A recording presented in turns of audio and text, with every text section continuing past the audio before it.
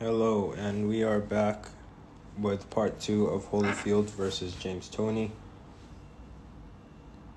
This is we're coming into round 7 now.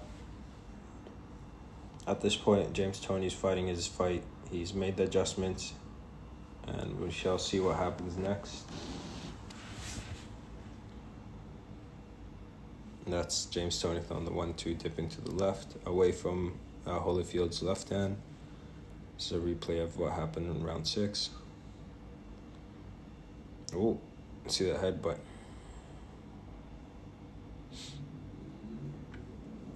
Okay, let's see.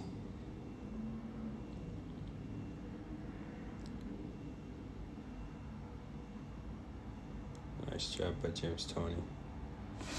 Nice. Let's see that again. Jab, slip, bang, left hook. Yeah, we couldn't see it because of the camera. See how James Toney now is just completely, or most of the time, he's slipping left. See that? Again, to the left. He's okay with slipping into the right hand of Holyfield, but not so much into the left hand of Holyfield, which is what James Toney got caught with in the first 2 rounds. He dips sometimes to the right, but mostly he's going to be moving to the left, slipping to the left, and attacking that weak spot of Holyfield. There you go, nice right hand. Now we said Holyfield is blocking the jab, the right hand, and the left hook of James Toney with one hand, which is the right hand. His left hand is not doing any defense. He's switching between like a Philly shell slash cross guard. Holyfield is. You could see how he's moving his hand around. But I see that opening, this opening right, this triangle. Bang. Well, if this was closer here, this opening is a huge opening for James Toney to take advantage of, which is what he's taking. And then when he does touch this is the next opening, this triangle. Okay, so the right hand of Holyfield is not doing much on defense. He is defending a lot with it, but he's not successful with it. You need the left hand too, or the left shoulder. Too much space between the shoulder and the head. Let's see this. So let's get back here. So, okay, James Toney's going to throw a jab. Okay, Holyfield catches that jab. Now right hand over the top. See that? The Philly shell, you got to have a lot. This has to be tightened up. You can't have this opening from all the way here to here. This is open. Bang. Okay, now Holyfield's going to think that James Toney's going to come with the hook. He puts his hand over there. And nothing happens after. See that? So the defense of Holyfield is very accessible to James Toney. Let's see that again. Accessible isn't the right word that I want to use. See that again? So it catches that jab, or he doesn't catch that jab, tries to catch it after. Right hand. Too much space between the left shoulder of Holyfield and his head, his chin.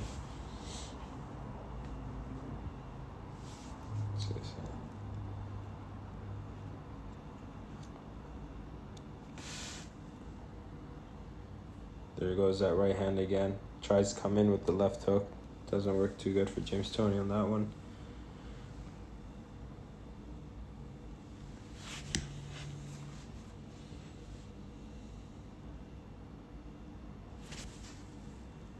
Against a slower puncher than James Toney, like a bigger heavyweight, maybe Holyfield might have been more successful with this defense, but I don't know why he was thinking defending like this.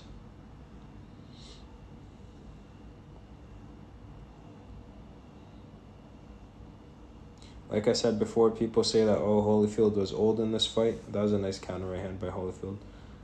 He's older, but in my eyes, if you sign the contract, you get in the fight, there's no excuses. No one's too old or too young. They get in the ring, and that's on them.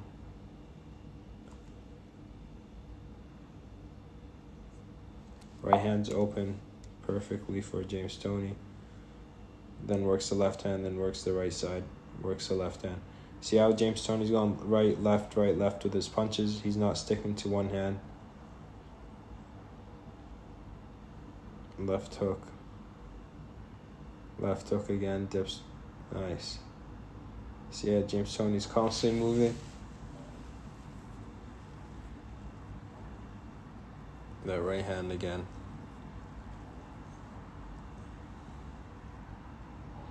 See that right, left. I think he's gonna, yeah.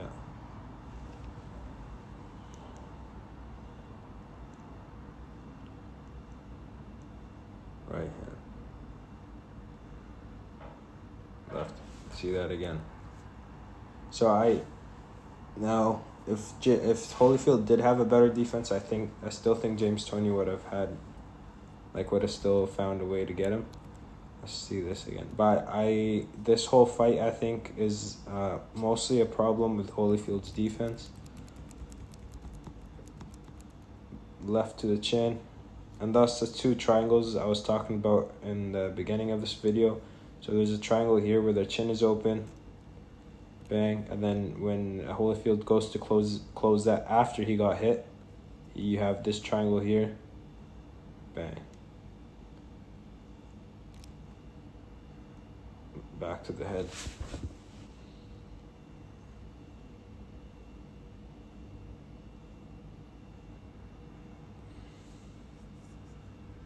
If I remember correctly, the fight doesn't go the full 12 rounds. We shall see. But 6th round on, I think it was pretty apparent that James Toney is winning and Holyfield didn't have much left.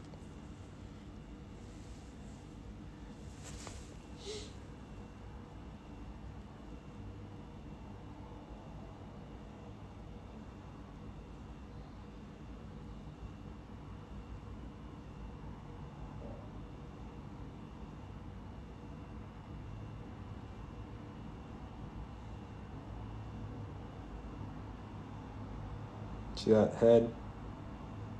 Let's see that again. Let's see how Holyfield blocked these shots.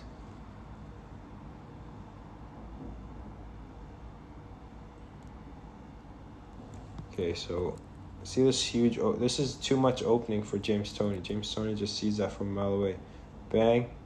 Comes back with a left hook. Holyfield does. Catch. Bang. Counter. Fall over to the left side. Get under and move out. The openings that Holyfield has in his defense are just too big for James Toney not to take advantage of. James Toney has done more with smaller openings, so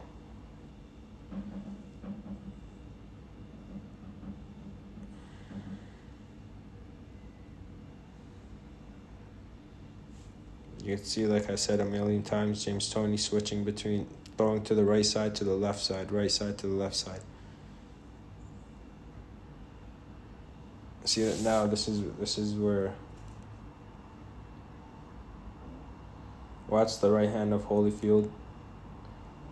Blocks that one, and then he goes to cover from the hook.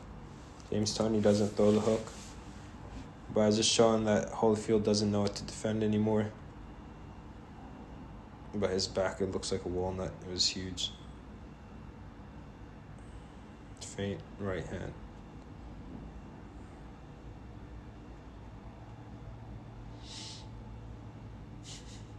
Now James Toney's in total control. Bang, bang. Attack the right side, then hit the left side. Attack the left side, then hit the right side.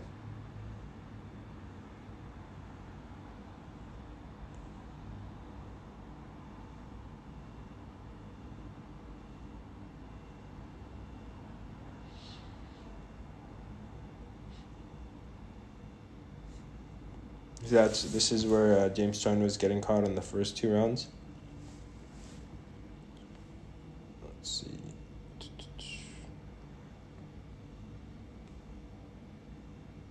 So this is what Holyfield was catching James Toney with. Bang, that left hand. That's why James Toney starts slipping to his left instead of the right. But Holyfield is slowing down, so I think James Toney could go back to doing whatever he wants.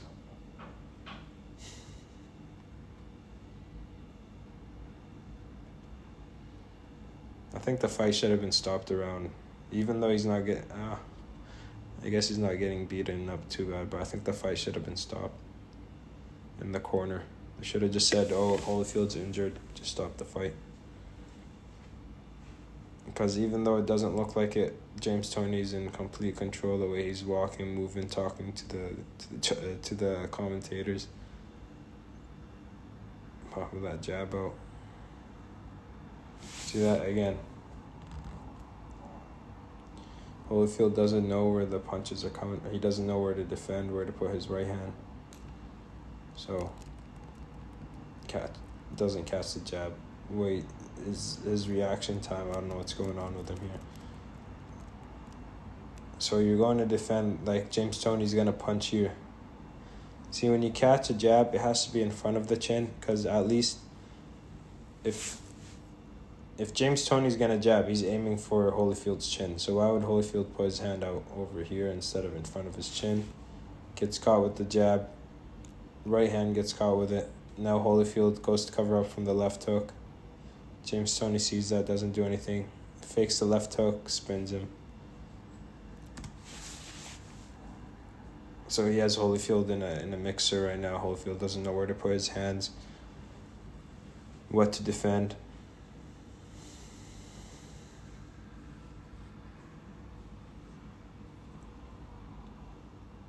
Left hook. Left hook again. Right hand. Boom. Just attacking both sides of Holyfield's face and body. Now, if Holyfield did have better defense, if he did use his left hand to block the right hand, it would have been a more interesting fight.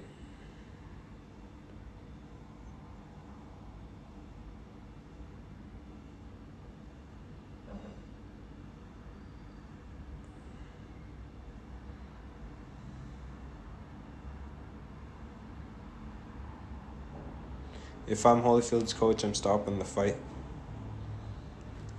You could just tell he has nothing more to give. He looks worn out. Just stop the fight. Even though he wouldn't want you to stop the fight, I would stop it here.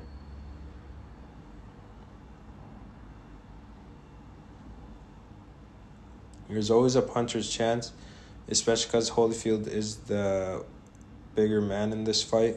James Toney is the smaller guy moving up to heavyweight, or he's the one that moved up. Holyfield did used to fight at cruiserweight, but he's a lot bigger now. He's a true heavyweight. So I think they should have stopped the fight, but they wouldn't, because Holyfield has a puncher's chance. And I don't think Holyfield would want the fight stopped, but it's too obvious. Sometimes coaches and fighters, they rely too much on the puncher's chance. If someone's getting totally outclassed, just stop the fight, save his brains. Pretend it's an injury, just keep it moving. But I don't know. There's a left hook. See that right here again? Let's see what Mr. Toney does. He throws a left hook. Oh, there you go. That's the first time I saw Holyfield cover up with his left hand. Right hand. That's the first time I saw Holyfield cover up with his left hand in this fight. He just stopped the fight. I don't know what they're doing.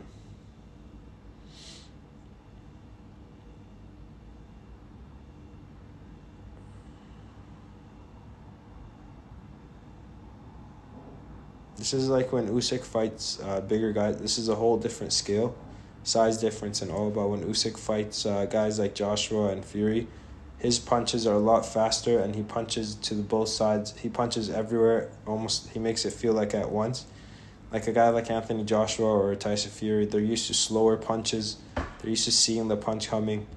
When they get a guy that moved up in weight and then he's just throwing punches from everywhere, they can't really, their defense isn't made for that. It takes training to do. That's why I'm a big believer in sparring people different sizes than you. If you're the bigger guy and you spar someone smaller, you should work on outspeeding them and blocking their punches instead of beating them up. If you're sparring someone bigger than you, you should work on wrestling them, out moving them, not letting them pressure you, like getting away from their pressure. You shouldn't always fight guys your size, because every now and then you get a guy like Usyk that moves up in weight, and he causes a lot of problems to the bigger guys. See that? This is what I'm talking about. Okay, like this, James Toney kind of feints the right hand here. See that, how he dips to the right? That's a right hand coming. Okay, now Holyfield, like, what is this? Boom. What do you expect from... It's like, I don't want to get caught. This fight should have been stopped.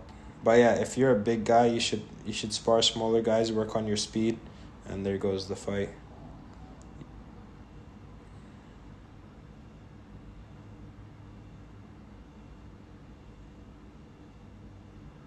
That's it. Good stoppage. They should have stopped it the round before they went into this round. The defense of Holyfield was truly struggling in this fight. He said that is a left shoulder injury, but same, like I said before, no excuses when you go into the ring. If you don't feel 100%, then you're only doing it for the money, and well, that's what it is. James Toney's a genius. He could see the openings. The openings that Holyfield gave to James Toney they're too big, too noticeable. Holyfield did really good in the first 2 rounds, which is landing that left hand when James Toney dipped right. James Toney figured that out. He started dipping left a little bit more after he threw the right hand and stuff.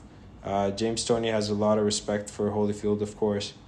And what else do I want to say? Yeah, that's pretty much it.